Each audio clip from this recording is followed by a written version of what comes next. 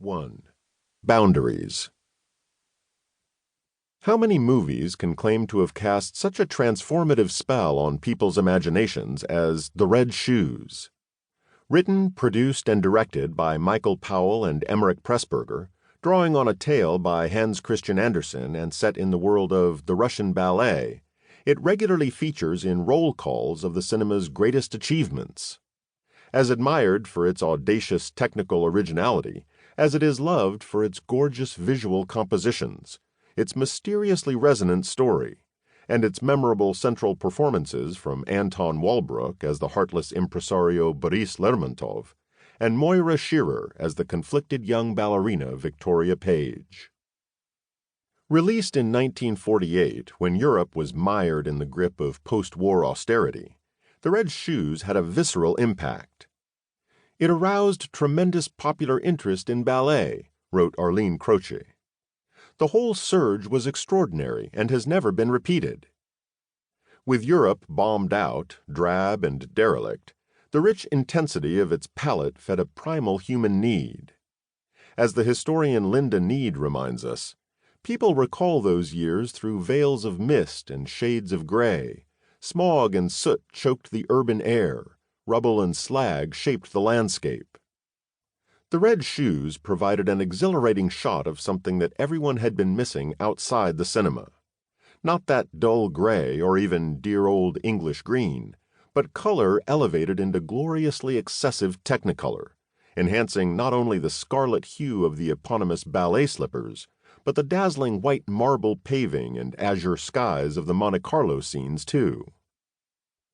The film's title symbolizes a compulsion that is both creative and destructive. The Red Shoes are never tired. The Red Shoes dance on, Lermontov hauntingly tells Victoria Page. He craves demoniacal control over her.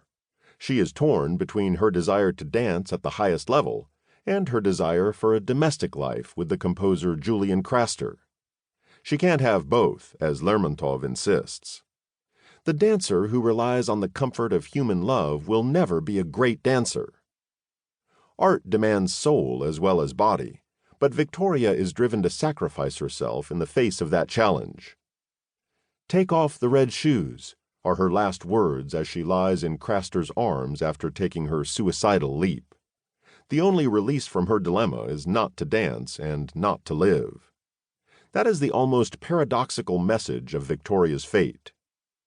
The real reason why The Red Shoes was such a success, wrote Michael Powell in a much-quoted passage from his autobiography, was that we had all been told for 10 years to go out and die for freedom and democracy, for this and for that, and now that the war was over, The Red Shoes told us to go and die for art. The film's influence has been widespread. It crested the high tide of ballet's popularity, and indeed lifted it to a higher level, mythologizing the phenomenon of the Russian ballet and the mystique surrounding the man who dominated it, Serge Pavlovich Diaghilev, the chief model for the figure of Boris Lermontov and only begetter of the company that went by the name of Ballets Russes. It is worth noting that neither Powell nor Pressburger ever saw a performance by the company, and what they show relates more closely to the Russian ballet as it had developed in the 1930s, after Diaghilev's death. As well as Hans Christian Andersen's Parable, the narrative has a prime source in what had recently become known about Diaghilev's turbulent relationship with his star Vaslav Nijinsky, translated in the screenplay into Victoria Page's attempt to escape Lermontov's grip.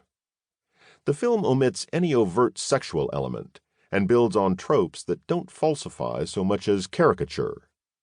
The commissioning of avant-garde music and designs, the rows over copyright and who invented what, the small-scale British troupe pluckily competing with the grander Russian operation, as well as the figures of the enchanting but capricious Russian ballerina, the explosive ballet master drilling his slaves at the bar, the hovering ballet mother, the aristocratic lady patron, and the pompous bohemian ballettimains with their cloaks and beards. All these clichés need unpacking. Moira Shearer herself was positively contemptuous of the film's picture of the ballet world. Everything was glamorized and fanciful, she complained.